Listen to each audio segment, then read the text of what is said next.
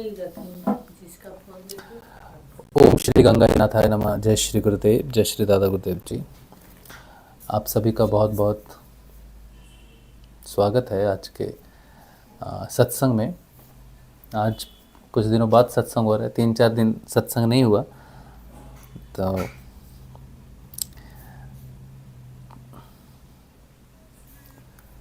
चलिए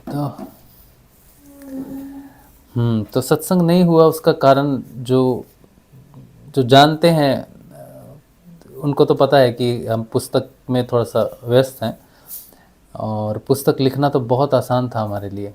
आसान था मतलब 2 साल में तो हमने लिख ली और लेकिन पुस्तक को छपवाना बहुत मुश्किल कार्य है, क्योंकि बहुत सारी चीज़ें हैं जो हमने नई सीखी हैं पुस्तक लिखने के लिए, कि पुस्तक को एडिटिंग कैसे करनी होती है। पुस्तक लिखने के बाद उसको एडिटिंग भी करना है, उसकी सेटिंग भी करनी है प्रिंटिंग के लिए, तो वो बहुत कॉस्टली पड़ता है अगर आप बाहर जाओ तो हमने करवाई, सेटिंग वगैरह करवाई, लेकिन बात बनी नहीं। तो फिर हमने सेटिंग सीखी और उसमें बहुत समय चला गया, तो 2 बार बुक को एडिट किया। अभी फाइनल बुक का एडिटिंग करके हमने सबमिशन किया है प्रिंटर को। तो उम्मीद है कि जल्दी वो कल सोमवार को शाम को हम जाएंगे मिलने, और फिर मुझे उम्मीद है कि पुस्तक प्रिंट में जाएगी और जल्दी जल्दी मिल जाएगी आप सभी को, जो भी पुस्तक का इंतज़ार कर रहे हैं।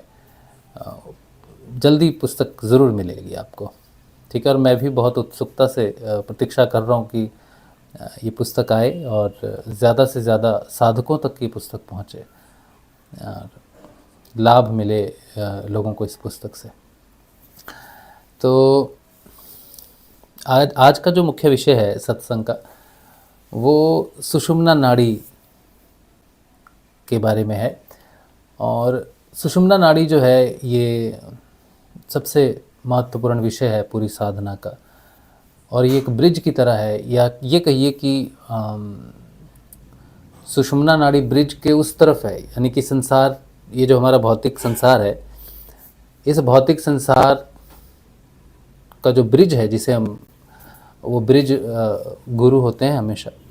इस भौतिक संसार से आध्यात्मिक संसार में पहुंचाने वाला जो ब्रिज है वो गुरु होते हैं। और गुरु जो हमें उस तरफ लेके जाते हैं वो समर्थ सद्गुरुदेव होते हैं। और समर्थ का मतलब होता है कि जिनकी सामर्थ्य हो हमें आत्म रूप से चेतन करने के लिए। तो गुरु जी के कई स्तर होते हैं, कई तरह के शिक्षक भी होते हैं, लेकिन जिन्हें हम समर्थ सद्गुरुदेव कहते हैं, उनका मतलब है कि जो हम, जिनकी सामर्थ्य हो हमें आत्म रूप से चेतन करने के लिए। और जो समर्थ सद्गुरुदेव होते हैं वो, अगर दूसरी भाषा में उन्हें बोले, आध्यात्मिक भाषा में उन्हें बोलें, योग की भाषा में ऐसे गुरु को हम कर बोले तो ऐसे गुरु को योगेश्वर कहेंगे। योगेश्वर का अर्थ होता है कि जो हमें, जिसको पूर्ण योग प्राप्त हो चुका हो, परम पिता परमात्मा की चेतना जिनमें संचार करती हो, और वो योगेश्वर जिनका योग पूर्ण हुआ है वो अपने शिष्य को भी पूर्ण योग प्रदान कर सके, तो ऐसे योगेश्वर। तो ऐसे योगेश्वर भगवान श्री कृष्ण है। और ऐसे ही गुरु जो आत्मचेतना प्रदान करके पूर्णता प्राप्त करवा दें आपको, वो भगवान श्री कृष्ण ही हैं, योगेश्वर हैं। और संसार में साधारण मनुष्य के जैसे दिखने वाली देह में उनकी चेतना निवास करती है। और उनकी जो जानकारी होती है गुरु जी की, ऐसे योगेश्वर भगवान की जानकारी होती है, केवल उसी को होती है जो सुषुम्ना में प्रवेश कर जाता है। सुषुम्ना में प्रवेश करने के बाद इंद्रियातीत ध्यान में जो प्रवेश कर जाता है, केवल वही ऐसे गुरु का साक्षी हो सकता है। क्योंकि आप कलयुग में देखोगे तो सभी तो कहते हैं कि हम गुरु हैं या फिर हम कल्कि हैं, लेकिन हर गुरु की जो पहचान है या गवाही जिसे बोलते हैं, वो गुरु स्वयं नहीं दे सकता। गवाही केवल शिष्य दे सकता है। तो जो शिष्य चेतन हो जाए तो समझना चाहिए कि उसे उसके गुरु जो हैं वो फिर समर्थ सद्गुरुदेव योगेश्वर हैं। और जहाँ तक मैंने गुरुजी के बारे में थोड़ा जाना है, वो ये कि गुरु चेतन होने के बाद भी एक क्षमता के एक सीमा के आधार पर चेतना प्रदान करते हैं। और गुरुदेव श्री रामलाल जी स्याग जो हैं, इनके विषय में इन्होंने एक बार कहा था कि हमारी कोई सीमा नहीं है, कितने शिष्य जागृत करने हैं या कितनी सीमा तक हम प्रचार करेंगे, ऐसी कोई सीमा नहीं है। अगर सारा संसार भी सामने बैठ जाए और ध्यान करेगा तो एक क्षण लगेगा संसार को जागृत होने में। लेकिन जो कंडीशन है, जो शर्त है, वो एक ही है कि सकारात्मक होना पड़ेगा आपको और झुकना पड़ेगा आपको गुरु के सामने, नमस्कार करना पड़ेगा श्रद्धा से, भाव से। तो आप में वो चेतना प्रवाह कर जाएगी, प्रवाहित होने लग जाएगी। तो जो शिष्य हृदय से, अंतर्मन से, अंतरात्मा से, अंतकरण से झुकता है, प्रणाम करता है गुरु को, वो गुरु को धारण करने लायक हो जाता है। और फिर गुरु की चेतना जो है वो ऐसे शिष्य के माध्यम से प्रकाशित होती है। जैसे एक शीशे में जो प्रकाश प्रकाशित होता है, तो हम ये सोचते हैं कि इस शीशे में हम अपने आप को देख सकते हैं, लेकिन शीशे में जो प्रकाशित हो रहा है वो सूर्य है, सूर्य मुख्य है, गुरु मुख्य है। और जो शीशे का काम जो करता है, शीशा जो कार्य करता है, वो शिष्य का है। तो ऐसे शिष्य से उसके गुरु प्रकाशित होते हैं और संसार तक जो है पहुंचने का कार्य करते हैं। तो समर्थ सद्गुरुदेव का होना बहुत ज़रूरी है अगर आपको सुषुम्ना नाड़ी में प्रवेश करना है तो। और शिष्य की जो यात्रा है, किसी भी शिष्य की जो यात्रा है, वो शुरू से जीवन जन्म लेते माँ के गर्भ से शुरू हो जाती है और वो धीरे धीरे एक गुरु से दूसरे गुरु तक अपनी शिक्षा को पूरा करता हुआ चलता है। तो जैसे पहले माता पिता जब हमारे जीवन में आते हैं गुरु बन के, तो हमें वो सकारात्मक दिशा देते हैं कि ईश्वर में विश्वास करो, ईश्वर की तरफ चलो, उनको नमस्कार करो। और घर से ही हमें किसी न किसी देवी की या किसी ऐसी साधना, आराधना की विधि का पता चलता है जिस पर चलकर हमारा भगवान के प्रति विश्वास दृढ़ होता है। और जब हम थोड़ा आगे बढ़ते हैं तो कर्म प्रारब्ध के अनुसार, जीवन की स्थिति परिस्थिति के अनुसार हमारे जीवन में हम भगवान की तरफ अपनी दिशा को लगाते हैं।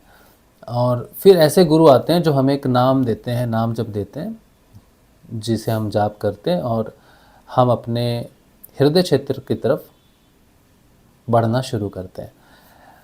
जब हम अपने हृदय क्षेत्र की तरफ बढ़ना शुरू करते हैं भगवान के नाम जप से, तो इस माया के संसार में मुख्य रूप से प्रकृति दो भागों में विभाजित है, एक माया और एक शुद्ध प्रकृति। जो माया का जो हिस्सा है वो फर्दर दो भागों में विभाजित है। जैसे ये जो आज्ञा चक्र है, इससे नीचे नीचे माया है और आज्ञा चक्र से ऊपर शुद्ध प्रकृति है, गुणातीत प्रकृति है, या ऐसा कहिए कि जिसमें गुण मिश्रित नहीं है। इसके नीचे माया में गुण मिश्रित होते हैं, जैसे सतोगुण, रजोगुण, तमोगुण आपस में जब मिश्रित हो जाते हैं तो एक व्यक्तिगत चेतना का निर्माण होता है और वो संसार में नीचे माया में रहता है। लेकिन जब ये सतोगुण, रजोगुण, तमोगुण आपस में अहंकार से मुक्त हो जाते हैं और स्वतंत्र हो जाते हैं तो शुद्ध प्रकृति का स्वरूप धर लेते हैं, जो प्रलय से परे है, जिसको प्रलय मिटा नहीं सकती, वो शुद्ध प्रकृति। क्योंकि प्रकृति जो है वो अनादि तत्व है। तो आज्ञा चक्र से ऊपर ऊपर प्रलय नहीं है, आज्ञा चक्र से नीचे ही प्रलय होती है। तो प्रकृति दो भागों में विभाजित है, एक प्रलय से अतीत और एक प्रलय के अधीन, जो माया कहलाती है। अब इस माया के अंदर भी दो भाग हैं, दो डिपार्टमेंट हैं। पहला डिपार्टमेंट मूलाधार से लेकर हृदय चक्र की जो सीमा है, ये छाती से ऊपर तक कह लीजिए, यहाँ पर नीचे नीचे अंधकार है, कोई प्रकाश नहीं है। और अनाहत से लेकर आज्ञा चक्र तक प्रकाशित है, लेकिन माया का प्रकाश है। जैसे बहुत सारे लोग हैं जिसे हम कहते हैं कोई दिव्य लोक है, स्वर्ग लोक है, पितृलोक है, या पता नहीं, पितृलोक तो नहीं होना चाहिए इससे ऊपर, बहुत सारे डिवाइन लोक जिसे हम कहते हैं कि हाँ है, और देवों के स्थान है, पूज्य स्थान है, वो सारे के सारे माया के अधीन रहते हैं। तो जब कोई व्यक्ति किसी गुरु जी के पास जाते हैं और जब वो नाम जप करते हैं, किसी भी भगवान का नाम जप करते हैं, अगर शब्द जो देता है गुरु, जो नाम देता है, अगर वो गुरु जी स्वयं चेतन नहीं भी हैं, लेकिन किसी न किसी प्रकार से किसी संस्था में या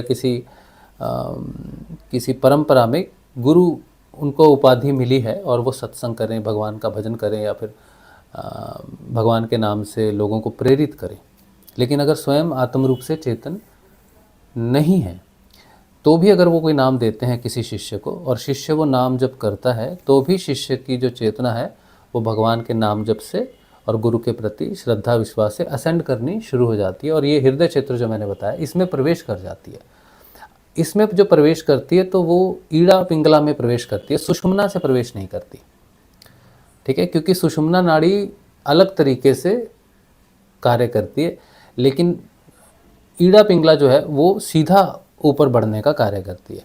तो कोई व्यक्ति जब नाम जपता है तो उसकी चेतना ऊपर उठनी शुरू हो जाती है, और जैसे ही हृदय क्षेत्र में प्रवेश करती है तो उसको अनहद नाद की जो स्वर जो कान में आता है, बाएं में या दाएं में आता है, वो उसको सुनना शुरू हो जाता है।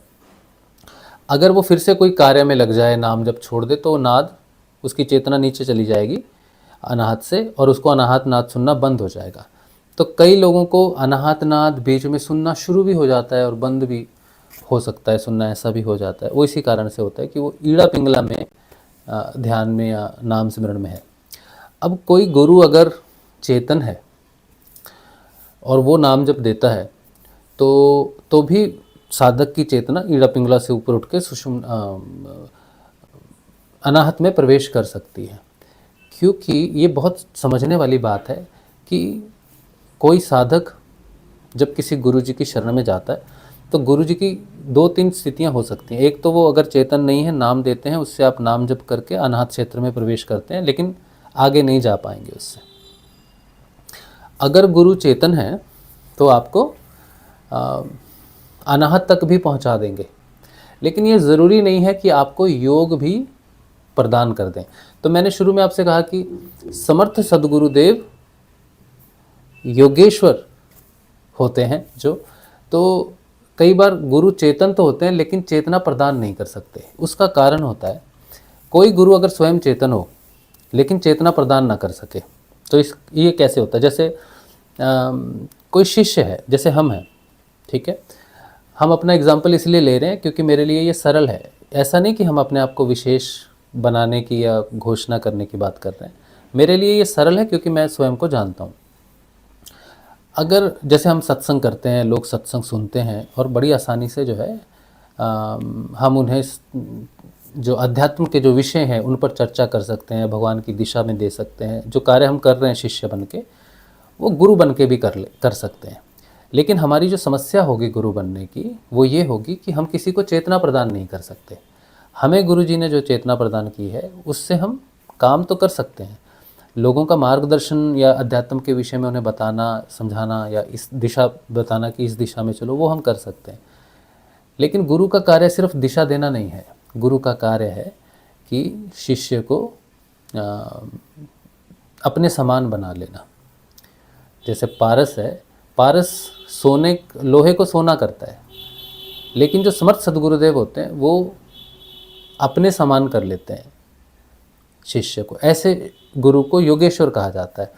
तो अगर कोई गुरु चेतन हो लेकिन योग प्रदान करने की क्षमता उसमें ना हो, तब भी उसका शिष्य जो है वो अनाहत तक तो पहुंच जाएगा, उसको नाद तो सुनना शुरू हो जाएगा, लेकिन आत्म जागृति उसे प्राप्त नहीं होगी।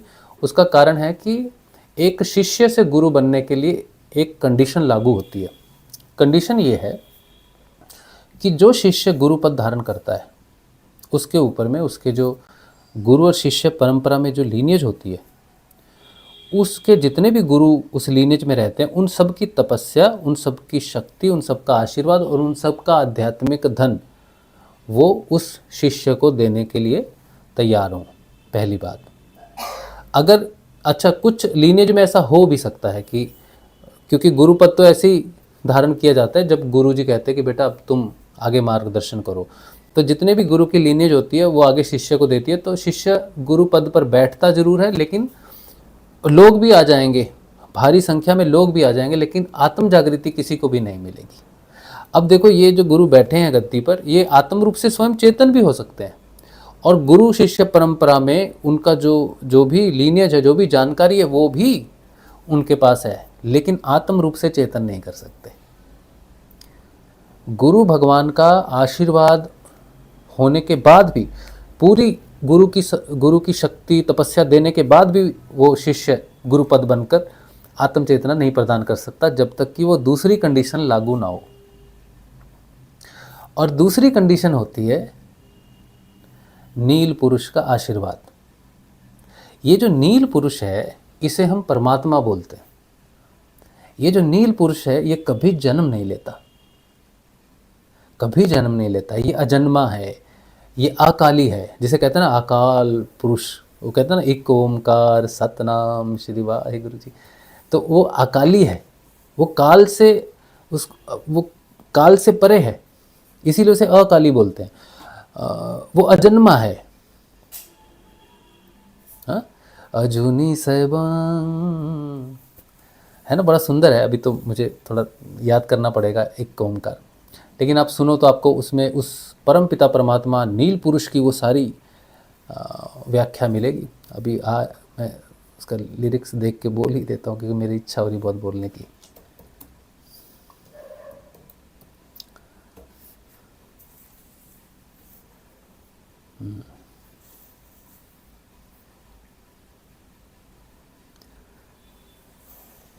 एक ओमकार सतनाम कर्ता पुरख निरपौ निर्वैर अकाल मूर्ति अजूनी सैभं गुरु प्रसाद जप आदि सच जुगादि सच है भी सच नानक होसी भी सच। तो बहुत सुंदर एक ओमकार उस अजन्मा पुरुष के लिए भगवान श्री नानक देव जी ने इसे बताया है। एक ओमकार की संज्ञा दी है, अद्वैती है वो, तो उसका आशीर्वाद होना बड़ा ज़रूरी है। और वो जो नील पुरुष है उसे हम अपने अगर हिंदू रिलीजन में देखें तो उसे हम कृष्ण की संज्ञा देते हैं। देखा होगा आपने, भगवान श्री कृष्ण को पूरा नीले रंग में रंग देते हैं ना, भगवान श्री राम को नीले रंग में रंग देते हैं। तो ये जो नीला रंग है ना, ये पिता का रंग है। जैसे आसमान है, पिता मानते हैं जैसे, तो ये वो नील पुरुष है, नीली आभा है, ये कभी जन्म नहीं लेता। भगवान श्री कृष्ण जो स्वरूप में आपको नज़र आते हैं वो गुरु के स्वरूप में है, अर्जुन के गुरु हैं भगवान। तो वो गुरु होके जब उपदेश देते हैं अर्जुन को, तब अपना दिव्य स्वरूप दिखाते हैं कि मैं ये हूँ, अजन्मा हूँ, तेरे हृदय में प्रकट होता हूँ। तो जो नील पुरुष जो अजन्मा है, जब उसका आशीर्वाद उस शिष्य को मिलता है जिसने गुरुपद धारण किया है, तब जाके वो गुरु रूप में योगेश्वर का रूप धारण करता है। इसके बाद वो किसी भी सामान्य व्यक्ति को आत्म रूप से चेतन कर सकता है। ये दो कंडीशन है। पहले अपना गुरु लीनियज में अपने संपूर्ण गुरुओं की शक्ति सामर्थ्य, और दूसरा नील पुरुष अजन्मे का आशीर्वाद कि तू जहाँ कहेगा, तू जहाँ मुझे जगाएगा मैं वहाँ जाग जाऊँगा, क्योंकि मैं सब भूत प्राणियों के हृदय में निवास करता हूँ। ऐसा भगवान श्री कृष्ण गीता में उपदेश करते हैं अर्जुन को कि मैं सभी भूत प्राणियों के हृदय में विराजमान हूँ, लेकिन अपनी माया से सभी को भ्रमित करके रखता हूँ। और उस अजन्मे की जन्म की जो बात है वो भगवान श्री कृष्ण गीता में अर्जुन से कहते हैं, यदा यदा ही धर्मस्य ग्लानिर्भवति भारत अभ्युत्थानम धर्मस्य तदात्मानं सृजाम्यहम्। मैं वहाँ स्वयं को सृजन करता हूँ जहाँ पर एक साधक, एक शिष्य जो प्रकाश की तरफ बढ़ रहा है, लेकिन माया के कारण त्राहिमाम करता है कि अधर्म से मैं पूरा घिरा हुआ हूँ और मैं आगे नहीं बढ़ पा रहा, मेरी मदद करो, सहायता करो, प्रकट हो जाओ, प्रकट हो जाओ। तब मैं उसके हृदय में प्रकट होता हूँ, स्वयं को सृजन करता हूँ आत्म स्वरूप में। ये वो नील पुरुष अजन्मा है जो हृदय में जन्म लेता है, हृदय में जन्म लेता है, भौतिक रूप से संसार में नहीं जन्म लेता। और जो इस नील पुरुष को हृदय में जगा सके वही अंतिम गुरु होता है। इस अंतिम गुरु तक पहुंचने की यात्रा बहुत सारे गुरुओं के माध्यम से चलती आती है और नाद तक आके वो यात्रा खत्म हो जाती है। नाद के आगे की यात्रा केवल समर्थ सद्गुरुदेव योगेश्वर जो नील पुरुष को जगा सकें, क्योंकि उन पर नील पुरुष की कृपा है, ये सहयोग है कि तू जहां मुझे जगाए मैं जगूंगा, वो अंतिम दीक्षा होगी। और इस अंतिम दीक्षा से पहले हजारों करोड़ों दीक्षाएं भी हो जाएं तो भी मनुष्य को सिर्फ अनहद नाद तक ही लेके आती हैं। अनहद नाद इस भौतिक संसार का अंतिम अनुभव है अध्यात्म में, क्योंकि अनाहत क्षेत्र से अनहद नाद शुरू होता है, लेकिन जाता कहाँ है, जाएगा कहाँ? तो ऊर्जा जो है वो सिर में, ये जो सिर है ना हमारा आकाश मंडल है, इसमें टक्कर खाएगा जाके ऊपर। कोई व्यक्ति नाम जप करता है, ध्यान करता है, हृदय में प्रवेश नहीं कर पा रहा, नाद का अध्ययन भी कर रहा है, तो लोकों में घूमेगा, अनुभव तो ले लेगा, सिद्धियां तो ले लेगा, लेकिन आकाश मंडल में अटक जाएगा। और ये सहस्रार नहीं है। लोग कहते हैं मुझे यहाँ सहस्रार में कुछ हो रहा है, ना बेटा, सहस्रार नहीं है वो। सहस्रार का कोई अनुभव, तुम आज्ञा चक्र से ऊपर कोई क्रिया नहीं है, कोई अनुभव यहाँ से ऊपर तुम इस शरीर में नहीं करते, वो तो सूक्ष्म अनुभव हैं सारे के सारे। ठीक है, तो सिर में घूमने वाली ऊर्जा सहस्रार में नहीं घूमती। सहस्रार में तो तब पहुंचेगा जब सुषुम्ना नाड़ी में घुसेगा। सुषुम्ना नाड़ी आज्ञा चक्र तक जाएगी, योग पूर्ण होगा, तुम्हारी पूर्ण अद्वैत की सिद्धि होगी तुम्हें, तब जाके तुम सहस्रार पर पहुंचोगे। ठीक है, इंडिविजुअल कोई सहस्रार में पहुंच जाए तो फिर तो गुरु की आवश्यकता ही नहीं है, योग की आवश्यकता नहीं है ना, फिर तो कमाल ही होगी फिर तो ईड़ा पिंगला जो है वो माया में ही रह जाती है, माया से पार नहीं जा सकती ईड़ा पिंगला। और माया से पार जाने वाली जो नाड़ी है वो सुषुम्ना नाड़ी है, और उसका जो द्वार है वो हृदय क्षेत्र में है, अनाहत क्षेत्र में है। इसीलिए मैंने कहा कि अनाहत नाद इस संसार का अंतिम अनुभूति है अध्यात्म की। और उसको सुनते रहना का मतलब है कि आप घूम रहे हो, लेकिन जब आप और ये अनाहत क्षेत्र जो है ना, ये कहाँ है? यमपुरी में है। यमराज की नगरी है ये यमपुरी। शिवपुरी बोलते उसको, बोलते ना शिवपुरी। पंजाब में बोलते हैं, कई जगह बोलते हैं शमशान घाट, है ना और पंजाब में बोलते हैं शिवपुरी, कई जगह पे बोले शिवपुरी है वो। तो शिव क्या ना भस्म रमा के रखते हैं, भस्म लगाई है उन्होंने, शिव ने क्यों लगाई है भस्म, है ना? कौन सी भस्म है वो? जो चिता जल जाती है उसकी भस्म बचती है, और शिव जो है वो भस्म से अपने आप को पूरा लपेट लेते हैं। हाँ, किसकी भस्म है वो? तो वो भस्म जो है वो व्यक्तिगत चेतना की भस्म है। जब व्यक्ति मर जाता है, शरीर क्या है? व्यक्तिगत शरीर होता है ना, तो वो यमपुरी तक ही जा सकता है, बस यमपुरी में वो राख हो जाता है जाके, उससे आगे शरीर नहीं जाता, व्यक्तिगत चेतना नहीं जाती, तो उसे शिवपुरी, यमपुरी, यमलोक की पुरी कहा जाता है। तो वहाँ यम का राज्य है, मृत्यु का राज्य है।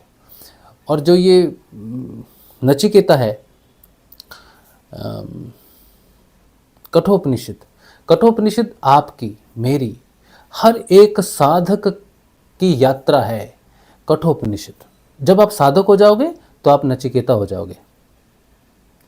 आप हो नचिकेता, मैं हूं नचिकेता। यमपुरी की यात्रा जो जीवित होकर करता है, बिना शरीर छोड़े जो यमपुरी में पहुंचता है, वो नचिकेता है। और एक साधक ही है जो यमपुरी में जीता जी जाता है, और यम उसको रोकते हैं, कहाँ जा रहा तू, डराते हैं, भय, मृत्यु भय प्रकट होता है जबरदस्त। तो हर साधक संसार में जो भी होगा उसे यमपुरी से जाना पड़ेगा, और उस यम का, उस मृत्यु का भय जागृत होगा, और डराएगा भी वो। कोई संसार में ऐसा नहीं है जो नहीं डरता। कोई कहता ना मैं नहीं डरता, आप नहीं डरते होंगे मृत्यु से, कोई बात नहीं, बहादुर होते हैं। देखो ना हमारी सीमा पर कितने जवान हैं जो हर समय खड़े रहते हैं, हमारी सुरक्षा के लिए तैयार रहते हैं और शहीद भी हो जाते हैं। तो वो डरते नहीं, उनके मन में डर नहीं है। लेकिन अगर कोई सीमा पे खड़ा हुआ जवान है, अगर वो जब ध्यान करेगा और ध्यान में जब बैठेगा तो अलग यात्रा हो जाती है पूरी। भौतिक रूप से एक वीर होना, एक मतलब एक निडर होना अलग बात है, लेकिन योद्धा के रूप में जब हम यात्रा करते हैं यमपुरी की, वो डर अलग है। वो डर किस लिए है कि मैंने जीवन में इस जीवन को कहीं, ये जीवन कहीं ऐसे बिना वजह खत्म ना हो जाए, मैंने जीवन में कुछ किया कि नहीं किया। डर इस बात का होता है कि मैं अगर आत्म रूप से चेतन ही नहीं हुआ, मैं अगर उस पार ही नहीं गया, अगर ये जीवन नष्ट हो गया तो फिर से माँ के गर्भ में जाऊंगा, फिर से पढ़ाई लिखाई, फिर से गुरु मिलेंगे, पता नहीं कौन सा कर्म फलित होगा, क्या होगा। ये भय खा जाता है साधक को, यही भय खाता है उसको। और मृत्यु का ऐसे डर नहीं है उसको, जीवन के अपूर्ण होने का भय सबसे बड़ा भय है। और उसके लिए कोई वीरता कैसे भी काम आएगी, कोई मन का जितना भी हमारा बल है वो कैसे काम आएगा। मन बेचारा क्या करेगा, वो कितना भी बली हो, कहेगा हाँ यार जीवन में तेरे कुछ हुआ तो है नहीं, पार तो तू लगा नहीं, तो क्या होगा अगर हो गया कुछ। तो ये डर प्रकट होता है उस समय, ठीक है। फिर इसलिए इस डर के कारण कि जीवन कहीं ऐसे ही खत्म ना हो जाए, कभी बीमारी का भय लग जाएगा, कभी ध्यान करते करते भय लगेगा। तो माया के पास आपको डराने के बहुत सारे तरीके हैं, वो बहुत तरीके से डरा सकती है, वो बड़ी काबिल है, ठीक है, वो बड़ी ज़बरदस्त चीज़ है। तो उस समय जब भय प्रकट होता है यमपुरी की यात्रा में, तब साधक को बैठ जाना चाहिए कि अपूर्ण तो अपूर्ण ही सही, लेकिन यहाँ तक मैं पहुँचा और मैं अपनी आत्म जागृति के लिए जिस दिशा में मैं जा रहा हूँ, अगर वो दिशा ही सिर्फ अंतिम थी जीवन में, तो भी मेरा जीवन सफल हुआ। मैं ध्यान में बैठा हूँ समर्थ सदगुरुदेव के, ये भी मेरी प्राप्ति ही है। क्योंकि समर्थ सदगुरुदेव तो एक जीवन नहीं, वो तो सारे जीवनों में आपके साथ है। एक बार समर्थ सदगुरुदेव आपको मिल गए तो फिर तो डरने की बात नहीं है। तो फिर जब वो कहता है कि समर्थ सदगुरुदेव हैं, मृत्यु यहाँ हो वहाँ हो या कहीं भी हो, अब तो वो नहीं छोड़ेंगे। जब उसको अपने गुरु पर पूर्ण यकीन हो जाता है, फिर यमराज प्रसन्न हो जाते हैं और फिर हृदय द्वार खुलने से पहले वो समर्थ सदगुरुदेव, वो योगेश्वर आपसे मिलने आएंगे। और ये मेरा निजी अनुभव है। कोई भी ऐसा साधक जो आत्म रूप से चेतन होगा, अगर वो ये सोचे कि मैं अपने गुरुदेव से कभी मिला नहीं, पता नहीं गुरुदेव तो शरीर में नहीं है, गुरुदेव ने तो शरीर छोड़ दिया, क्या होगा। जो योगेश्वर, जो गुरु अपने शिष्य को आत्म रूप से चेतन करेगा, आत्म चेतना से ठीक पहले, एक दिन पहले वो गुरु आपके पास आएगा, स्वप्न के माध्यम से आएगा। क्योंकि अभी आपकी चेतना स्वप्न से आगे नहीं है, ध्यान वाली चेतना नहीं है आपकी, तो वो आपके स्वप्न के माध्यम से आपको दर्शन में आएगा। ब्रह्म मुहूर्त में वो काम होगा, सुबह सुबह वो काम होगा। वो आएंगे, दर्शन होंगे और फिर हृदय द्वार खुलेगा। क्योंकि आपको मालूम होना चाहिए कि कौन है जो आपके हृदय द्वार को खोलता है, कौन है जो यमपुरी में आके यम के साम्राज्य में वो द्वार खोल देता है जिसके आगे जीवित मनुष्य नहीं जा सकता। और जैसे ही वो द्वार खुलता है, गुरुजी जैसे ही आएंगे, आपको दर्शन होंगे गुरुजी के। लोग कहते हैं मुझे आज्ञा चक्र पर दर्शन नहीं होते, गुरुजी के दर्शन हृदय में होंगे। आज्ञा चक्र तो पहुंचे नहीं अभी, तुम दर्शन भी कैसे होंगे, अभी तो अंधकार ही है वहां पर। तो जैसे ही वो द्वार खुल जाएगा उनके आने के बाद, ठीक है, फिर आप जो आपकी जो व्यक्तिगत चेतना है वो बाहर रहेगी और आध्यात्मिक चेतना जो है, आत्मा जिसे बोलते हैं, नील पुरुष जिसे बोलते हैं, कृष्ण जिसे हम बोलते हैं, वो चेतन हो जाएंगे आपके हृदय से और वो सुषुम्ना नाड़ी में प्रवेश करेंगे। इसके बाद जन्म और मृत्यु से मुक्ति है। एक क्षण भी ये घटना घट जाए, एक क्षण के लिए, अंतिम समय में मनुष्य 100 साल का हो गया, सारा जीवन उसने साधना की है, नाम किया है, धैर्य रखेगा, गुरु पर भरोसा रखेगा और उसे पता है कि ये आत्म चेतना प्रदान करने का वादा किया है भगवान ने, गुरुजी ने, कि तू अंत तक धैर्य धरेगा ना। हमारे गुरुजी ने कहा, ये गुरुदेव श्री रामलाल जी सियाग ने कहा है, जो अंत तक धैर्य धरेगा ना वो पार हो जाएगा। तो जो भी गुरुजी के शिष्य हैं उनको बिल्कुल धैर्य नहीं खोना है, क्योंकि गुरुजी ने कहा है कि मैं तुम्हें आत्म चेतना प्रदान कर सकता हूँ। क्योंकि कई बार गुरु ध्यान के लिए तो बोलते हैं, नाम जप के लिए तो बोलते हैं, लेकिन आत्म चेतना के विषय में कभी नहीं बोलते। लेकिन गुरुदेव ने हमें बोला है कि तुम धैर्य रखना और मेरे मेरे मेरे बात का जैसे मैं कहता हूँ वैसे जप करना और कुछ मत करना, तो मैं तुम्हें चेतना प्रदान करूँगा। तो ये जो चेतना है, ये जो सुषुम्ना नाड़ी का एक क्षण भी आपको मिल गया इस जीवन में, तब आप भवसागर पार हो गए। ये है सुषुम्ना नाड़ी है। लोग कहते हैं ना मेरी सुषुम्ना नाड़ी एक्टिव है। सुषुम्ना नाड़ी जब एक्टिव होती है तो ब्रह्मांड को बाईपास कर देती है। ईड़ा पिंगला एक एक चैनल के होते जाती है, लेकिन सुषुम्ना नाड़ी प्राण में क्षेत्र में है, मतलब इस शरीर में नहीं है, इस भौतिक शरीर में सुषुम्ना नहीं है। इस भौतिक शरीर के अंदर जो प्राण में शरीर है, ठीक है, जो जल तत्व का संचालन करता है वो है प्राणमय कोश, स्वादिष्ठान जल तत्व है। उस प्राणमय कोश में वो नाड़ी है सुषुम्ना नाड़ी, और प्राण में स्वादिष्ठान से सीधा बाईपास करती है फिर वो, और सीधा माया को पास करती है। यहाँ माया, ब्रह्मांड का कोई अंत नहीं है, ब्रह्मांड गोल है, ठीक है। आप चलो करोड़ों वर्षों तक चलो, वापिस वहीं पहुंच जाओगे, चल के घूमते ही रहोगे, मतलब अनंत है वो। लेकिन सुषुम्ना नाड़ी उस वृत्त को भेद देती है। कौन सा चक्र है? सेकंड चक्र जो है, क्या चक्र है? स्वाधिष्ठान, स्व अधिष्ठान, स्वयं का अध्ययन है, स्वयं की जानकारी है, ठीक है। स्वाधिष्ठान है, स्वाध्याय मतलब वो स्व से जुड़ा हुआ है, खुद से जुड़ा हुआ है। तो ये प्राण ही है जो ब्रह्मरंध्र तक इस शरीर से अंतिम मार्ग तक जाता है, और सुषुम्ना नाड़ी जाती है अंतिम तक। तो जो सुषुम्ना नाड़ी में प्रवेश करना चाहता है, जिसे नाद सुनाई देता है लेकिन आगे नहीं बढ़ रहा, तो इसका मतलब है आप यहाँ तक पहुँच गए हो, अब इससे आगे आपको योगेश्वर की आवश्यकता है। तो कभी ये भेद नहीं करिए कि हमारे गुरु ऑलरेडी हैं। दत्तात्रेय जी ने 24 गुरु बनाए थे। अंतिम दीक्षा आत्म जागृति वाला गुरु जब तक नहीं आता, आपकी यात्रा चलती है। और जिस दिन, मैं जो भी सुन रहा होगा इसको, जिस दिन जिस व्यक्ति को भी नाद सुनना शुरू हो गया, उसकी खोज शुरू होती है, क्योंकि नाद परेशान करता है। आध्यात्मिक अनुभव नाद का ऐसा होता है कि नाद तक पहुंचने के बाद फिर नाद कहता है अच्छा बेटा यहाँ तक तो पहुंच गया, अब क्या करेगा? नाद रात को जगाएगा, 2:30-3 बजे जगाएगा, नींद पूरी नहीं होगी।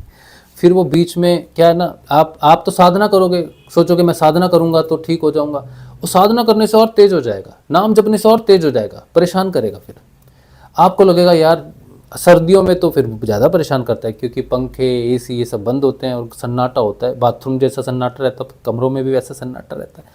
तो रात को सबसे सो जाते हैं, घड़ी की टिक टिक टिक चल रही है और आपके कान में सी की आवाज़ चल रही है। तो किसी फिर अच्छा, हृदय की धड़कन भी सुनाई देने लगी फिर आपको कान में। हृदय चल रहा है, और हृदय चल रहा है तो फिर थोड़ा सा कई बार हृदय को सुनने में थोड़ा डर भी लगता है। मुझे तो लगता है जब हृदय की गति हमको सुनाई देती है ना, तो हमको कभी डर लगता है कि हृदय को सुनने का मतलब है कि आप अपने प्राणों को देख रहे हो, आप अपने जीवन की डोर को देख रहे हो कि ये डोर है मेरे जीवन की, ये धड़क रहा है तो मैं जीवित हूँ कुछ करने के लिए। ये तब तक चलता रहे जब तक हम अपने लक्ष्य को प्राप्त ना करें। तो मैं बहुत छोटा था, तो मेरे माता जी के गुरु थे राधा स्वामी जी। तो माता जी ने लेकिन कभी हमें किसी प्रेशर में नहीं दिया कि तुम भी गुरु बनाओ, ऐसा नहीं था। बस माता जी को विश्वास था गुरु के ऊपर में, भगवान के प्रति उनका ज़्यादा झुकाव नहीं था, गुरुओं के प्रति था कि गुरु जो होते हैं उनसे हमें लाभ हो सकता है अगर हो सकता है। लेकिन मेरे पिताजी गुरुओं के पक्ष में नहीं थे, वो भगवान के पक्ष में थे, दोनों उल्टी दिशा में थे। तो भगवान श्री कृष्ण की पूजा करते थे मेरे पिताजी, उनकी आराधना करते थे, और माता जी ने हमारे घर में राधा स्वामी जी की फ़ोटो लगाई थी, तो हम नमस्कार करते थे, क्योंकि माता जी के गुरु हैं तो हम नमस्कार ज़रूर करते थे उनको। और मेरे माता जी का अंतिम उपदेश भी यही था कि कोई बचाए ना बचाए, गुरु तो बचा लेता बेटा, इसलिए गुरु होना चाहिए जीवन में, गुरु को ढूंढो। तो लेकिन बात यह है कि मेरी माताजी के गुरुजी तो थे, लेकिन नाम नहीं जपती थी वो। नाम नहीं जपती थी, जपती भी होंगे, हमने पूछा भी उनको एक दो बार कि गुरुजी क्या देते हैं, बोले नाम देते हैं वो, तो नाम को जपना होता है, लेकिन किसी को बता नहीं सकते, गुप्त होता है वो नाम। तो इसीलिए तो हमको नहीं पता क्या नाम देते हैं। लेकिन वो बोलती कि हम जपने का समय नहीं मिलता, घर बार में लगे रहते हैं सब। तो यही है, क्या विषय पे बात कर रहे थे हम। तो सुषुम्ना नाड़ी में प्रवेश करवाने वाले गुरु जब तक नहीं मिलते आपको, तब तक आपके जीवन में कई गुरु आते हैं, इसीलिए संदेह नहीं होना चाहिए। और कभी भी जो भी गुरु हमें मिलते हैं पीछे, कभी हम उनको छोड़ते नहीं हैं। गुरु को छोड़ने का कोई मतलब ही नहीं है कि हम किसी को छोड़ दें। हम नमस्कार करते हैं कि आपकी कृपा से हम यहाँ तक पहुँचे, आपका आशीर्वाद बना रहे। अब जहाँ तक आपने पहुँचाया है, आगे की यात्रा उस गुरु ने जैसी साधना बताई है वैसे ही करना पड़ता है। आपके मंदिर में एक नए गुरु भाई जुड़े हैं, उन्होंने दिखाया कि उनका मंदिर है, उसमें उनके जो पहले वाले गुरु थे उनकी फ़ोटो लगी हुई है, और साथ में गुरुदेव रामलाल जी स्याग की फ़ोटो लगी है। तो उन्होंने मुझे भेजी इस तरह से है। तो मैंने उन्हें कहा बहुत अच्छी बात है, अपने पहले गुरु जी को पहले प्रणाम करो, ठीक है। अपने माता पिता को सबसे पहले प्रणाम करो, फिर अपने गुरु को प्रणाम करो, फिर जो अभी तुम्हें गुरु मिले उनको प्रणाम करो, ठीक है। क्योंकि माता पिता ने जन्म दिया तो तुम जीवित हो साधना के लिए, और कोई गुरु आपको यहाँ तक लेके आया, सकारात्मक दिशा दे के लेके आया, उनको नमस्कार करो, धन्यवाद करो, और उनका आशीर्वाद लेके फिर गुरु जी के जो साधना आप कर रहे हो सिर्फ उसी पे कॉन्सेंट्रेट हो जाओ, ठीक है।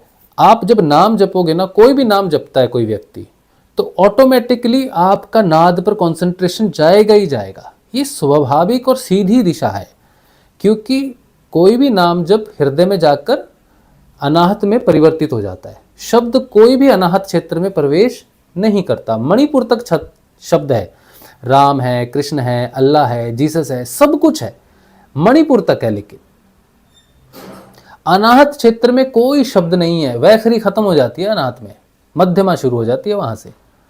तो वो मध्यमा में सिर्फ आपको अगर कुछ सुनाई भी दे रहा है तो वो नाद हो सकता है। नाद मध्यमा है ऐसा मैं नहीं कह रहा, ठीक है। मध्यमा, वैखरी, मध्यमा, पश्यंती और परा, ये 4 प्रकार की वाणियां हैं जिसमें शब्द की भाषा बदल जाती है। पहले शब्द सुनाई दे रहा है, फिर सिर्फ स्वर सुनाई दे रहा है, फिर वो भी गायब हो जाता है, फिर शब्द अपने अव्यक्त स्वरूप में आ जाता है। इंट्यूशन बोलते हैं कि मुझे अंदर से प्रेरणा, जिसे बोलते प्रेरणा हो रही है, ठीक है। फिर और भी नीचे चला जाता है, फिर प्रेरणा से भी आपका उस शब्द से फिर योग होता है। तो 4 स्थितियां बताई गई हैं। अब वो 4 स्थितियां मुझे ऐसे याद नहीं है, लेकिन वो ब्रह्म के योग के साथ हैं। तो अंतिम स्थिति में क्या है कि ब्रह्म और आप में कोई अंतर नहीं बचता। आपने जो बोला वही ब्रह्म विद्या है।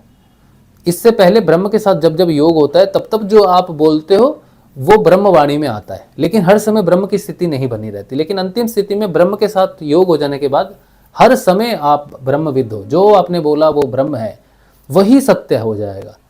अगर कोई कहे ये तो सत्य नहीं है, जो कहा गया है वो सत्य होगा ही होगा, क्योंकि वो व्यक्ति का ब्रह्म के साथ योग हो जाता है। तो इस तरह से जैसे जैसे योग की स्थिति बदलती जाती है, वैसे वैसे वाणी की स्थिति हमारी बदलती है। तो नाद के बाद आपको अव्याप्त रूप में जाना है, जहाँ पर केवल वो है, लेकिन उसका कोई वाणी का व्याप्त स्वरूप में नहीं है कुछ भी, ठीक है। तो ये नहीं सोचना है कि गुरुजी, पहले वाले गुरुजी का मंत्र जब करना उन्होंने कहा था करना है, अब वो शरीर में नहीं है तो किससे परमिशन ले, कैसे पूछें, कैसे आज्ञा ले जाके। तो ये सारी तो भौतिक चीज़ें हैं भैया, अनाहत में भौतिकता नहीं है। अगर आप नाद तक पहुंच गए हो तो आपको कहीं जाने आने की आवश्यकता नहीं है। आपके गुरुजी की फ़ोटो है, भगवान है, जिसको भी आप पूज रहे हो, आप उनको नमस्कार करो और उनकी आज्ञा लो कि प्रभु आपने यहाँ तक पहुँचा दिया, अब आगे जाने की आज्ञा दें। आपको मैं आज का एक छोटा सा आज का इवेंट बता रहा हूँ। मैं अभी थोड़ी देर पहले बाहर गया था। जनरली तो मैं घर से बाहर नहीं जाता हूँ और घर में ही रहता हूँ ज़्यादातर। बाहर इसलिए नहीं निकलता, उसके कई कारण हैं। बहुत कम अभी पुस्तक के लिए मैं बाहर जा रहा हूँ, तो अजीब सा मुझे माया का एक ऐसी चीज़ है माया, जो मैं अपने घर में बड़ा सुरक्षित महसूस करता हूँ। बाहर निकलते ही मेरे को बहुत असुरक्षा महसूस होती है, तो मैं घर में रहता हूँ ज़्यादातर। तो अभी मैं बाहर गया था, हाँ सब्जी सब्जी वगैरह खरीदने तो मैं जाता ही हूँ, घर का काम वो सब तो मैं करता ही हूँ, लेकिन ऐसे बाहर जाना किसी काम से मेरे लिए बड़ा मुश्किल हो जाता है कई बार। लेकिन अभी थोड़ा सा मैं जा रहा हूँ बाहर। तो अभी मैं बाहर गया था, और आप जो पुराने जानते हैं उनको मालूम है कि हम पहले शनिदेव की जैसे आराधना करते थे, और शनिदेव के आशीर्वाद से, मार्गदर्शन से जो है हमें गुरु की दिशा में आने में सहायता मिली। गुरु तो हमारे पहले से ही हैं, 2014 से हैं। तो अभी हम शनिदेव का मंदिर रास्ते में पड़ता, तो हम गए तो रास्ते में शनिदेव का मंदिर आया। तो आज तो शनिवार है ना, हाँ शनिवार भी है। तो शनिवार को क्या होता है, वो कैंडल वगैरह जलाते हैं लोग, पूजा करते हैं, तो मंदिर में थोड़ी रोशनी बनी रहती है ना, तो इसीलिए ज़्यादा शायद अट्रैक्शन हो गया होगा। तो मैं गया, तो मैं वहाँ रुक गया। तो मैं शब्द तो मैंने कुछ नहीं बोला शनिदेव को, शब्द के रूप में कुछ भी नहीं बोला, लेकिन मेरे भाव के रूप में मैंने शनिदेव को यही कहा कि प्रभु, आपकी कृपा और आपका मार्गदर्शन अगर मुझे नहीं मिलता तो गुरु की जानकारी, गुरु की दिशा मुझे कैसे मिलती है। तो मैं इतना भावुक हो गया उनको प्रणाम करता हुआ शनिदेव को कि मेरी आंखें भर आई, क्योंकि गुरु की दिशा जो है, गुरु की प्राप्ति जो है, आत्म जागृति जो है, वो कितनी वैल्यूएबल है वो सभी देव जानते हैं।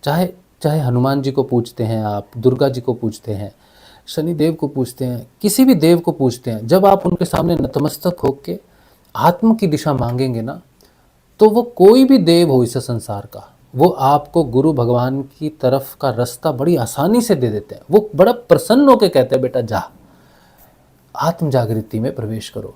और ये बात शनिदेव के माध्यम से हमें पता चली कि बाहर की आराधना शनिदेव की है, लेकिन अगर अंदर प्रवेश करना है तो बाहर की आराधना को नमस्कार करना पड़ेगा, आशीर्वाद लेना पड़ेगा, ताकि हम अंदर प्रवेश करें पूरी श्रद्धा और पूरे समर्पण के साथ। यहाँ 99.9 कुछ नहीं होता है। आत्म जागृति 100% वाले को मिलती है, 99.9 या आंशिक रूप से ऐसे कुछ नहीं है इस जगत में। तो बड़े भावुक होकर हमने उनको नमस्कार किया, ठीक है, तो कोई दोष थोड़ी है। तो आप किसी देव की पूजा करते हैं, किसी गुरु की पूजा करते हैं, आप उनको बिल्कुल नमस्कार होकर उनकी आज्ञा मांगिए और आप आगे बढ़ जाओ। वो आपको बड़ा प्रसन्न होकर बड़ा आशीर्वाद देंगे आपको। गुरु अगर आपके सच में गुरु हैं तो उनके पास जाने की आवश्यकता नहीं है आपको, क्योंकि तत्व तो एक ही है।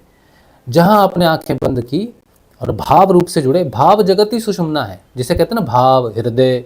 आज मैं दिल से बोल रहा हूँ, क्यों बोल रहा है दिल से भाई? क्योंकि दिल से, इस हृदय से सुषुम्ना, ये हृदय नहीं, ये धड़कने वाला नहीं, इसके अंदर प्राणमय कोश में जो हृदय है उसके साथ सुषुम्ना जुड़ी है, भाव जगत जुड़ा हुआ है उसके साथ, प्राण जगत जुड़ा हुआ है उसके साथ। तो कहते हैं ना, भाव से बोला तूने, प्रेम से बोला तूने, मन से बोला, दिल से बोला तूने आज, तो वो सूक्ष्म जगत है। तो जो सच्चा गुरु है, अगर आप उसको नमस्कार करके भाव से बोलेंगे तो वो कहीं भी है, किसी भी लोक में है, इस संसार में है या दिव्य लोक में है, कहीं भी है, आप चिंता मत करें, कहीं जाने की जरूरत नहीं है। और एक गुरु भाई हैं, उन्होंने कहा कि मैं रोज गुरु जी से कहता हूँ कि गुरु जी अब मैं दूसरे गुरु जी का ध्यान कर रहा हूँ, मुझे आज्ञा दो। तो मैंने उनसे कहा रोज क्यों बोलते हो? तो आपको यकीन है कि पिछली बार नहीं सुना, एक बार आज्ञा नहीं दी उन्होंने, आपको विश्वास ही नहीं है, आप खुद अविश्वास में हो, रोज आज्ञा लेने की आवश्यकता नहीं है। जो काम एक ही बार में हो गया और आपको यकीन है कि हो गया, फिर दूसरी बार क्यों? सभी को ये सरलता होती है समझने में कि एक साधारण निकृष्ट व्यक्ति भी जो है वो साधना में आगे बढ़ सकता है। तो हमने उस विषय में लिखा है, तो हमारे माता पिता की तस्वीर भी हमने उसमें दी है, क्योंकि उसके बिना तो हमारी कोई इंट्रोडक्शन नहीं है। अच्छा, ये बात जब हमने जो हमारे जो पब्लिश करेंगे बुक, उन्होंने कॉस्टिंग कुछ बताई, तो हमने कॉस्ट कटिंग के लिए कहा कि हम कुछ तस्वीरें जो है निकाल देंगे, क्योंकि हमारी जो बुक में लगभग 20 तस्वीरें हमने रखी थी, तो उसमें से थोड़ी तस्वीरें हमको कम करनी है, तो हम कर देंगे वो कुछ तस्वीरें जो नहीं ज़रूरत है निकाल देंगे उनको। तो मैंने कहा कि ठीक है। तो मैं अपनी वाइफ को कह रहा था कि ये तस्वीर गुरुजी की ऐसी रहेगी, वो रहेगी, माता पिता की रहेगी। तो उसने कहा माता पिता की? तुम अपने माता पिता की तस्वीर क्यों दे रहे हो? तो मैंने कहा क्यों नहीं, माता पिता की तस्वीर क्यों नहीं होनी चाहिए? तो बोली तुम्हारे माता पिता अब सिर्फ गुरु ही है, गुरु को ही मानो। तो मैंने कहा ये तो बड़ी विचित्र बात कह दी तुमने। उसको मेरी पुस्तक के बारे में कुछ नहीं पता, ठीक है। जितनी जिज्ञासा बाहर आप सबको होगी कि पुस्तक आएगी पढ़ेगी, मेरी वाइफ को मतलब कुछ नहीं, कुछ नहीं एक्साइटमेंट उसकी, मतलब जीरो। क्या पुस्तक है, क्या अध्याय है, किस विषय में है, क्या उसको कुछ लेना देना नहीं इस चीज से। तो मैंने कहा तो और कभी उसने पूछा नहीं तो हमने कभी बताया नहीं। बिना वजह क्यों ज्ञान झाड़ेंगे, नहीं, वो तो मुझे ज्ञान देती है उल्टा, मैं तो उससे ज्ञान लेता हूँ। तो उसने कहा कि माता पिता की तस्वीर क्यों होनी चाहिए, वो तो चले गए, संसार से चले गए। मैंने उससे कहा कि एक बच्चे की एक संतान की यात्रा जो है वो उसके माता पिता की आप सब तर्पण करते हैं, क्यों करते हैं, क्या जरूरत है तर्पण करने की, जो चले ही गए, मर के चले ही गए, उनका तर्पण क्यों करते हैं? क्योंकि उनका दोष ना लग जाए तुमको, बचने के लिए, उनका आशीर्वाद अच्छे के लिए बना रहे, इसलिए। क्या माता पिता से सब कुछ लिया ही जाता है? संतान कब तक माता पिता को नोच नोच के खाएगी? मरने के बाद भी सिर्फ तर्पण इसलिए करती है, नमस्कार इसलिए करती है ताकि कोई दोष ना लगे, ताकि उनका आशीर्वाद मिले और तुम्हारा जीवन सुखी से चले। माता पिता का जीवन शुरू से अंत तक तुम्हारे सुख के लिए ही तो था। संतान की कोई रिस्पॉन्सिबिलिटी नहीं है माता पिता के प्रति। संतान का पहला धर्म जो है अपने माता पिता के प्रति, वो माता पिता की मुक्ति ही है। अपनी मुक्ति से पहले संतान को माता पिता की मुक्ति का लक्ष्य होना चाहिए। बिना माता पिता की मुक्ति के कोई संतान मुक्त हो जाए तो क्या बोलें इसको, शर्म आनी चाहिए ऐसी संतान को, और धिक्कार ऐसी मुक्ति पर जो माता पिता को बाईपास कर दे। तो हमने उससे कहा कि ये तो सही नहीं है, माता पिता के बिना तो मुक्ति का कोई मतलब ही नहीं बनता। तो बोले नहीं, अब तो वो चले गए। मैंने कहा कोई कहीं नहीं जाता, कोई कहीं नहीं जाता।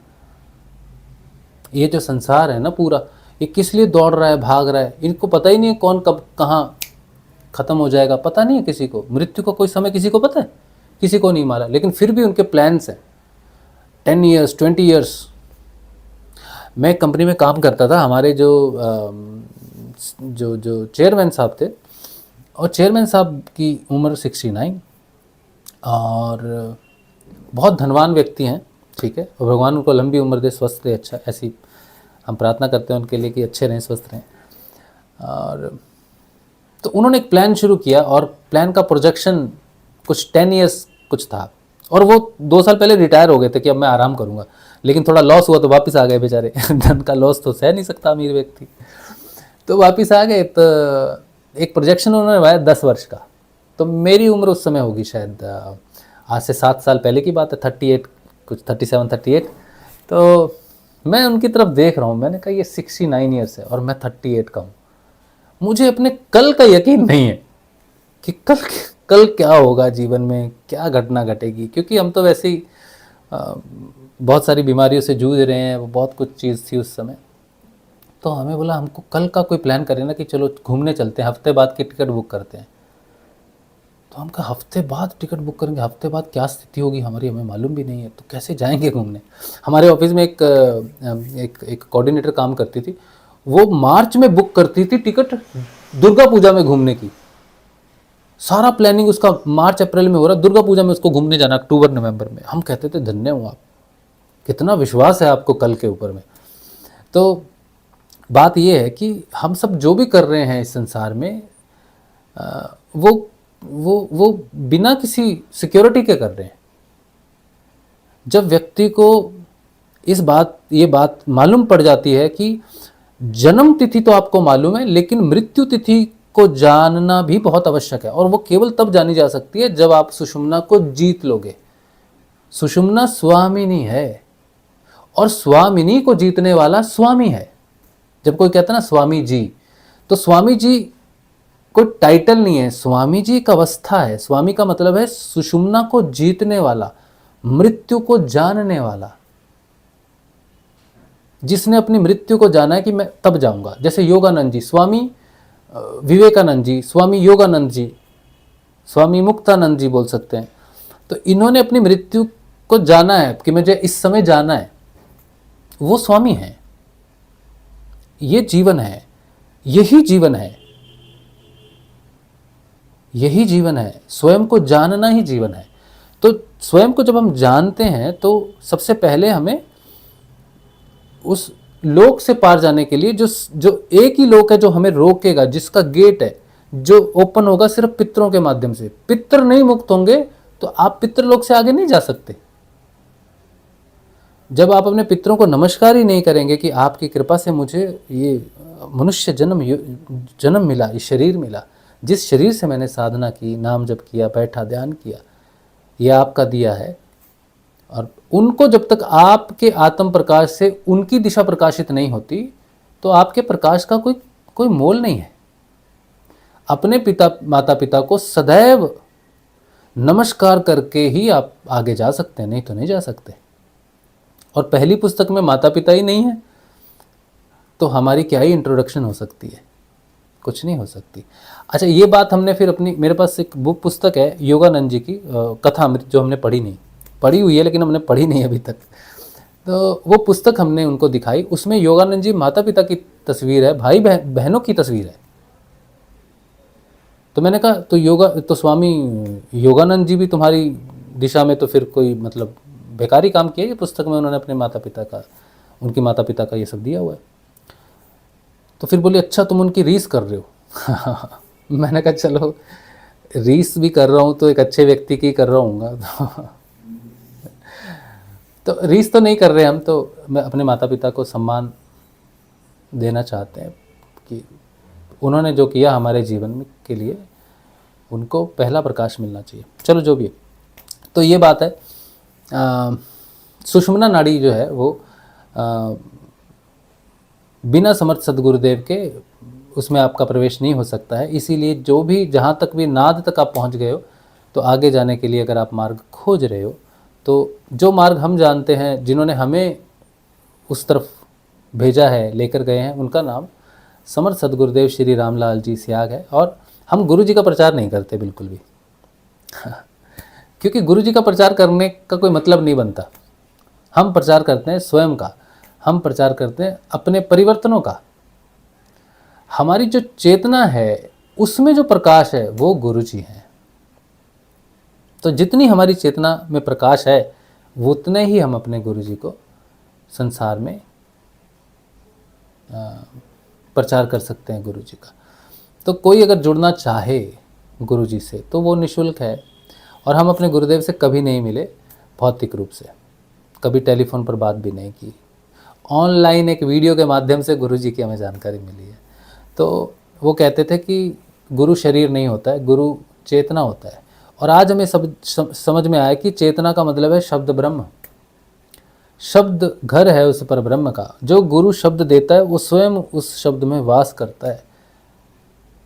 जैसे बीज के अंदर प्राण होता है, वो धरती में जाके फलित होता है, वैसे ही गुरु का शब्द हमारे हृदय में जाके आत्म रूप में फलित होता है।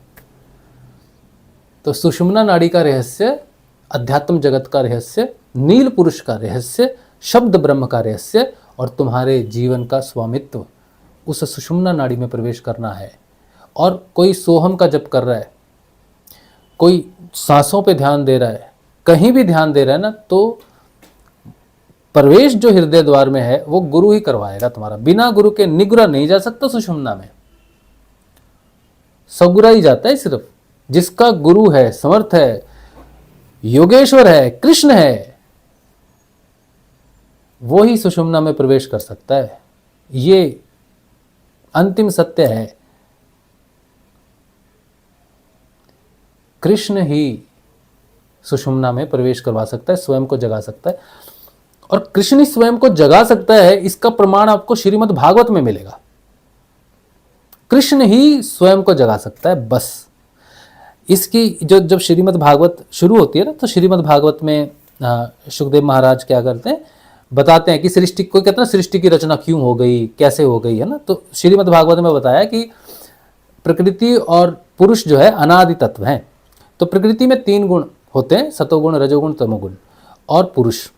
जब पुरुष एक से विभिन्न होने की बात करता है तो प्रकृति जब अलग अलग स्वरूप में प्रकट होती है तो द्वैतवाद प्रकट होता है। द्वैतवाद जैसी 2 हैं, प्रकृति और पुरुष हैं, वहां अहंकार स्वयं संतान के रूप में प्रकट हो जाता है।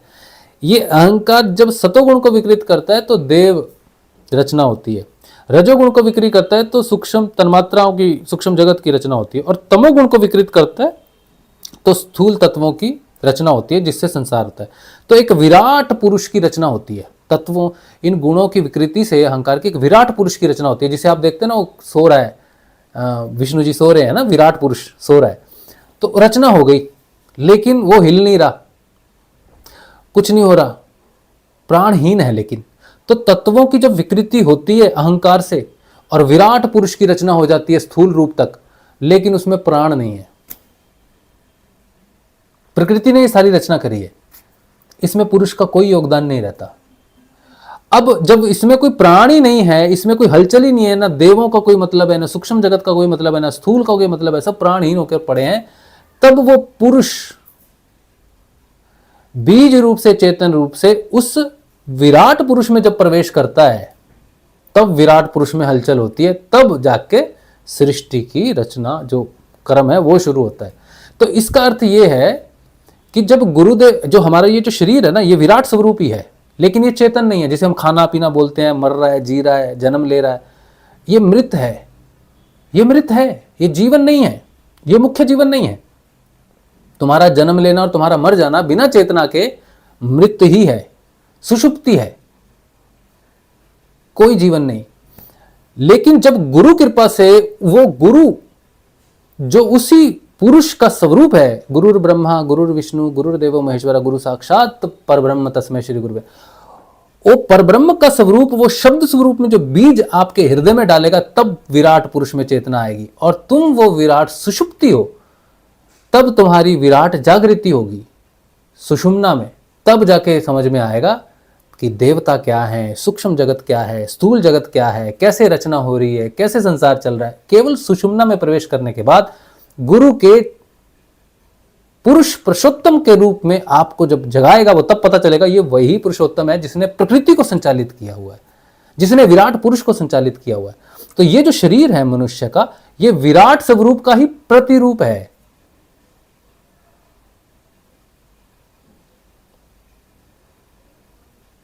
ठीक, तो ये बात है। तो प्रकृति के लिए जो गुरु हुआ वो पुरुष हुआ, और मेरे लिए जो इस शरीर के लिए जो गुरु हुआ वो गुरुदेव रामलाल जी स्याग हुए। तो जब तक वो नहीं जगाएगा तब तक इस विराट स्वरूप की सुषुप्ति का कोई लाभ नहीं है, कोई मतलब ही नहीं है, कोई संसार नहीं है, कोई जीवन नहीं। असली जीवन तो सुषुम्ना से शुरू होता है, असली जीवन तो जागृति के बाद है। पता ही तब चलता है कि जीवन है क्या, उससे पहले कुछ नहीं है। जिसने जो बता दिया वही मान के चलते हैं। माता ने कहा ये काला रंग है, ये पीला रंग है, हरा रंग है, हमारे लिए वही है। आप कोई एक चीज ऐसी बताओ जो जीवन में आपको किसी ने ना सिखाई हो, आपने खुद सीखी हो। सब कुछ बताया गया है पुस्तकों के माध्यम से, कानों के माध्यम से, आंखों के माध्यम से। आपने कहा नहीं, ये तो मैंने खुद सीखी है। आंखों के माध्यम से सीखी है, बुद्धि के माध्यम से सीखी है, कान के माध्यम से सीखी है, स्पर्श के माध्यम से सीखी है, टेस्ट के माध्यम से सीखी है ना। कोई ना कोई इंद्रिया लगी ना उसमें। लेकिन ऐसा क्या तुमने जाना जो इंद्रिया अतीत हुआ?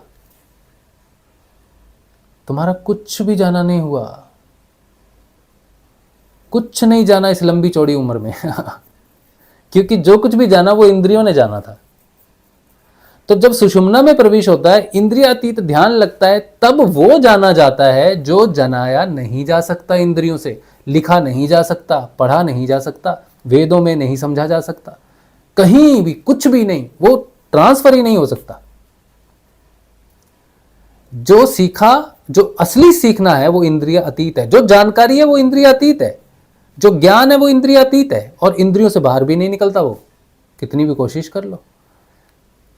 तो अगर किसी ने कुछ सच में देखा, इस संसार को अनुभव किया है, तो वो सिर्फ इंद्रिय अतीत होके ही कर सकता है। बाकी सब कुछ बताया हुआ है, कॉपी पेस्ट, कोई जीवन नहीं है वो। ये बात है। ठीक है, चलो। तो ये है बात है इन सुषुम्ना नाड़ी की, और गुरु उसको जगाता है, तो गुरु होना चाहिए आपके पास। अब गुरु की आपको जानकारी चाहिए निःशुल्क, तो इसी वीडियो के नीचे में एक डिस्क्रिप्शन एक लिंक आएगा satyavan.org, उसमें गुरु जी की पूरी जानकारी दी है। आप उस जानकारी को ले लें, समझ लें, सारे वीडियोज़ वगैरह देख लेंगे तो आपको समझ में आ जाएगी जानकारी। घर बैठे बैठे सब कुछ है, और कहीं आना जाना नहीं, कुछ लेना देना नहीं, बिल्कुल निःशुल्क, एब्सोल्युटली फ्री। और फिर भी अगर नहीं पता चले कि क्या करना है तो आप हमें व्हाट्सएप करेंगे, हमारा नंबर लिख लीजिए 8777211139 8777211139। नाम मेरा राज शिव। ठीक है, हम एक शिष्य हैं, गुरु नहीं हैं, साधारण से शिष्य हैं जो प्रचार कर रहे हैं अपनी चेतना का।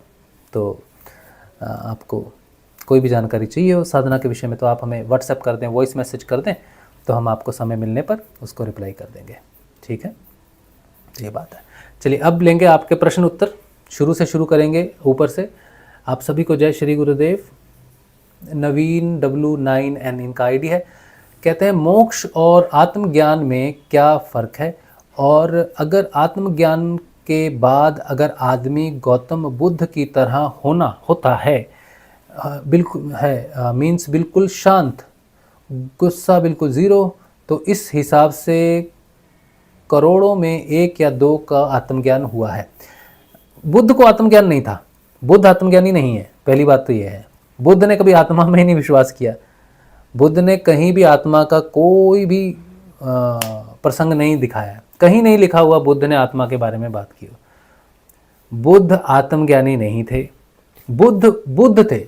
बुद्ध का मतलब होता है पूर्ण चेतना। ये जो अपना सिर है ना, इसकी जो चेतना है, व्यक्ति जो इसकी क्षमता है जानने की, समझने की, चीज़ों को, पूरी माया को समझने की, उसे बोलते हैं। अगर एक साधारण मनुष्य इसको 10%, 15%, 20% यूज़ करता होगा, बुद्ध इसको 100% एक्सेस कर सकता है, तो उसका नाम हुआ बुद्ध। बुद्धि से जुड़ा हुआ है, इनलाइटनमेंट से जुड़ा हुआ है, अवेयरनेस से जुड़ा हुआ है, लाइट से जुड़ा हुआ है, प्रकाश से जुड़ा हुआ है, लेकिन प्रकाश के स्रोत से नहीं जुड़ा हुआ। तो बुद्ध शांत हो सकते हैं लेकिन आत्मज्ञानी नहीं है। ठीक, ना ही आत्मदान दे रहे हैं आगे, बुद्ध आत्मदान नहीं देते। ठीक है, बुद्ध कहते हैं मैं तुम्हें एक रास्ता बता रहा हूं जहां पर जाके तुम शांति को अनुभव कर सकते हो। समाधि की बात भी नहीं करते वो। ठीक है, योग की बात भी नहीं करते वो ध्यान की बात कर रहे हैं, लेकिन योग की बात कहीं भी नहीं है। योग अलग चीज़ है। ठीक है, तो बुद्ध जो है उनका जीवन शरीर, प्राण, मन और बुद्ध को पूर्ण इनलाइट कर लिया। 4 स्तर को उन्होंने पूर्ण रूप से जीत लिया। भौतिकता में मनुष्य को यहाँ तक पूरी जागृति उन्होंने प्रदान कर दी। अब ऊपर के सत्य चित्तानंद जो बचे हैं वो संबंधित हैं आत्म जागृति से। ठीक है, वो आत्मज्ञान से संबंधित है। ठीक है, तो बुद्ध आत्मज्ञानी नहीं है।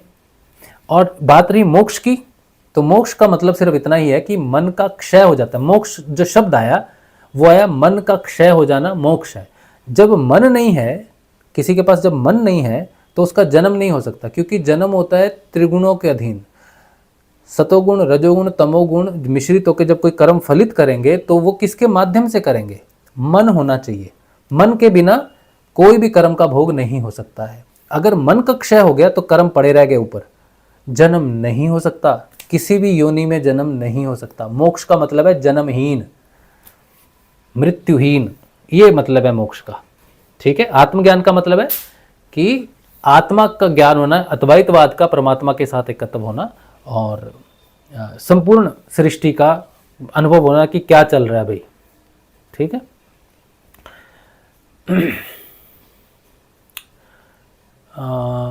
ये तो आपने एक ही क्वेश्चन 2 बार लिख दिया ना, ज़रूरत नहीं है 1-2 बार लिखने की। ठीक है, एक ही क्वेश्चन एक ही बार यथेष्ट हो, बहुत होगा। ज्योति 12318 इनका आईडी है। बहुत ज़्यादा परेशान करता है नाद, बहुत तेज। हाँ, तो जितना आप नाम जपोगे ना तो उतना तेज हो जाएगा वो। तो जब किसी को नाद सुनाई देना शुरू करे तो गुरु के सानिध्य में जाके गुरु को नमस्कार करके फिर सिर्फ नाद का अध्ययन करना चाहिए, तो नाद धीमे हो जाएगा। ठीक है, फिर नाम नहीं जपना होता उसके बाद। लोग समझते नहीं हैं, बोलते हमें नाम से बड़ा प्रेम है, हम नाम के बिना नहीं रह सकते। तो भैया ये तो हमारी सृष्टि नहीं है, ये तो आपकी सृष्टि है। ठीक है, आप नाम जितना जपोगे नाद उतना परेशान करेगा, फिर क्या ही कर सकते हैं। नहीं, ज्योति जी कह रहे हैं मैं भी राधा स्वामी भाई, बहुत अच्छी बात है, नमस्कार। अच्छा, सुषमा कुमारी जी जय गुरुदेव। राठौड़ जय, इनका आईडी है, भाई आज कितने दिनों बाद सत्संग किया है, आज 2 घंटे चलाएंगे, जय गुरुदेव। सत्संग हमारे बिल्कुल कंट्रोल में नहीं है, इसने होना भी होता है तो कोई विशेष प्रश्न होता है, कुछ होता है, जिज्ञासा के ऊपर में ही सत्संग चलते हैं, जहाँ जिज्ञासाएं नहीं वहाँ सत्संग भी नहीं है। तो और दूसरा हम थोड़े से व्यस्त हैं, जब तक हमारी पुस्तक नहीं आ जाती तब तक हमारा मन थोड़ा सा अशांत है कि यार कैसे होगा, कब होगा, तो थोड़े दिन और लगेंगे।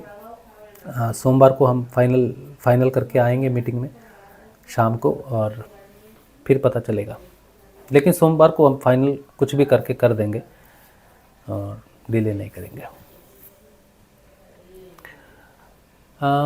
लाभ विद रैना कह रहे आप फिल्मों में पोस्ट प्रोडक्शन का काम कर सकते हैं। अच्छा, पोस्ट प्रोडक्शन का काम क्या होता है? हाँ, अच्छा अच्छा अच्छा अच्छा, लेकिन मुझे फुर्सत नहीं है, मुझे तो समय ही नहीं है। मैं घर में चावल बना सकता हूँ, सब्जी बना सकता हूँ, सत्संग कर सकता हूँ, झाड़ू लगा सकता हूँ, पोछा लगा सकता हूँ, संसार के किसी काम का नहीं हूँ अब मैं। और ये नहीं है कि हर व्यक्ति साधना में आएगा तो वो मेरे जैसा हो जाएगा, नहीं।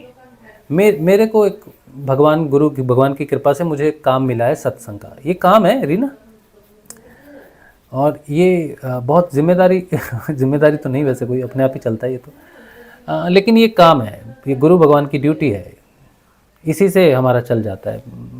मैं काम नहीं खोज रहा, I don't need work outside, मैं तो छोड़ के आया हूँ 4 साल पहले, ठीक है। तो ये काम है सत्संग, वेले लोगों का काम नहीं है, it's a grace, it's a rare grace. करोड़ों अरबों में किसी एक पर गुरु भगवान की कृपा होती है, तब जाके सत्संग चलता है। चलिए, संजीव आर्यन, इनका आइडिया कहते हैं क्या सिगरेट पीने से सुषुम्ना नाड़ी पर असर पड़ता है? नहीं, कोई भी भोजन खाने से,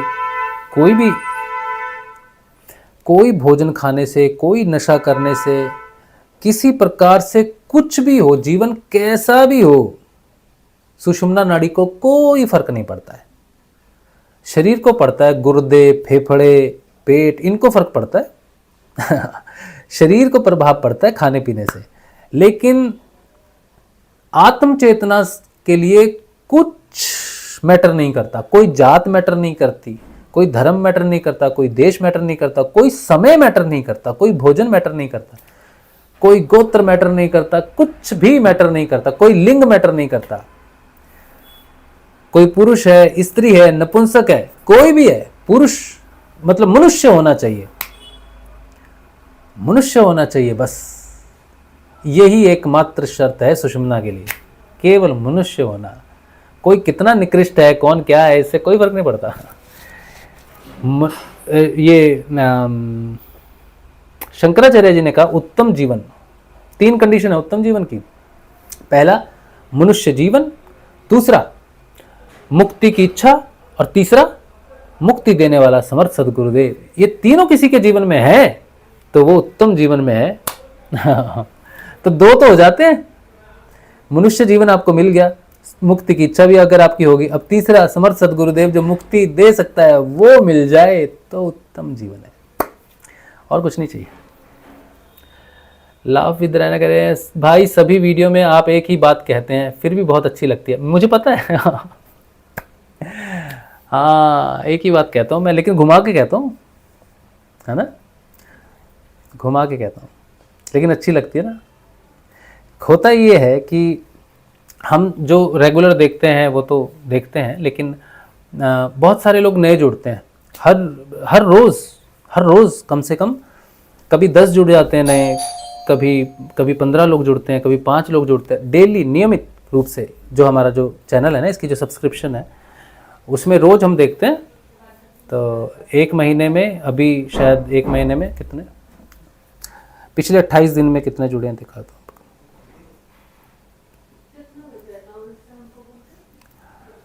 287 लोग पिछले 28 दिन में जुड़े, ठीक है। अब ये दिखा रहा हूँ आपको, ये देखो, दिखाई दे रहा है, नहीं दिखाई दे रहा होगा ना, एक मिनट।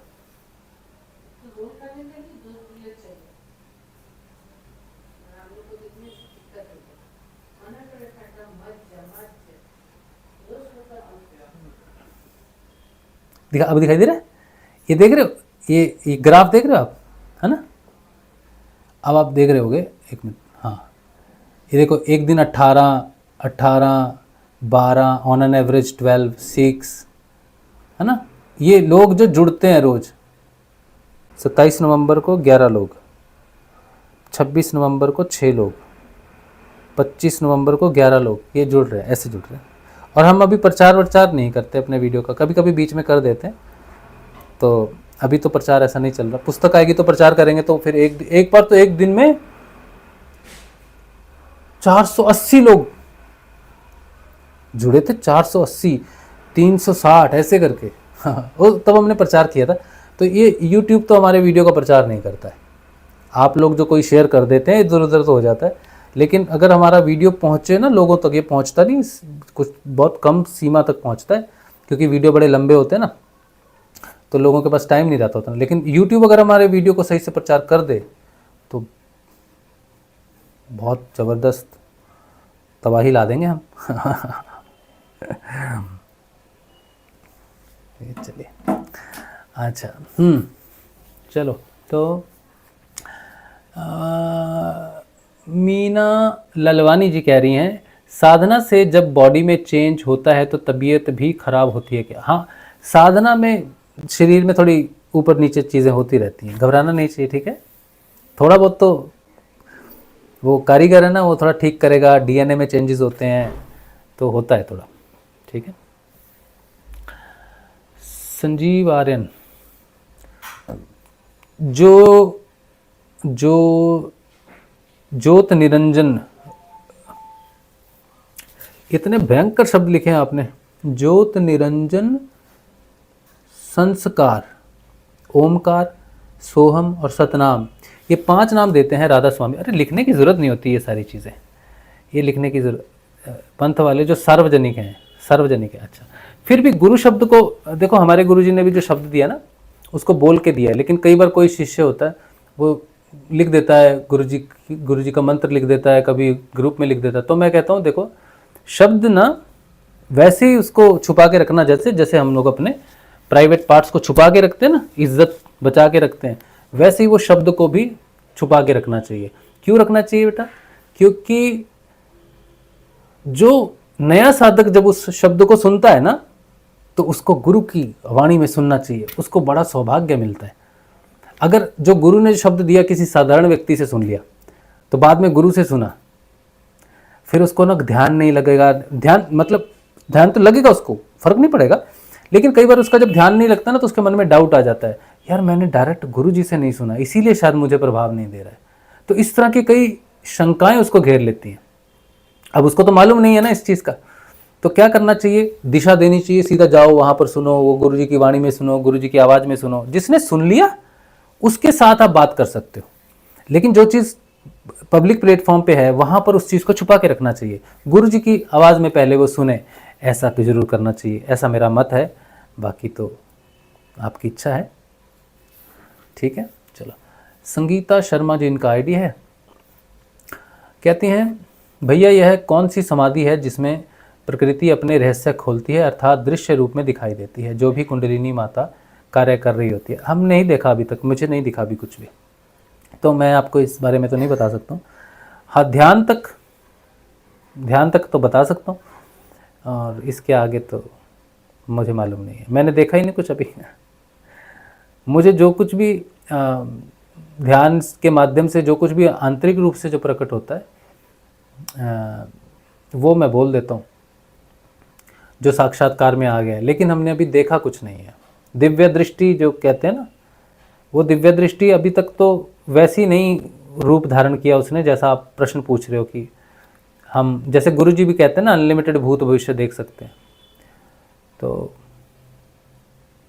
ऐसी कोई विशेषता तो हमको नहीं, ऐसा नहीं है, तो हमें मालूम नहीं है। ठीक है, तुरिया तक तो कुछ नहीं दिखता। ध्यान, तुरिया, आज्ञा चक्र पर यहाँ पर जब क्योंकि यहाँ पर परमानेंट स्थिति हो जाए तो नीचे देख सकते हैं शायद, लेकिन यहाँ पर सिर्फ ध्यान के लिए जाते हैं, फिर वापस नीचे आ जाते हैं अपनी चेतना में, भौतिक संस्कारों में। तो तुरिया में तो कुछ नहीं दिखता। ठीक है, चलो। तो आज का सत्संग यही है कि जब तक आत्म जगाने वाला, सुषुम्ना में प्रवेश करवाने वाला गुरु नहीं मिलता, तब तक आप गुरु बदल सकते हैं या आगे बढ़ सकते हैं, जानकारी ले सकते हैं, और पुराना किसी गुरु को छोड़ने की ज़रूरत नहीं है। सभी के प्रति नमस्कार और श्रद्धा का भाव बनाकर आप आगे बढ़िए। ठीक है, आज का सत्संग भगवान श्री गुरुदेव के श्री चरणों में। और कल संडे है, तो कल देखते हैं सत्संग और ध्यान करेंगे, प्रयास जरूर रहेगा। ठीक है, चलिए, जय श्री गुरुदेव, जय श्री दादा गुरु।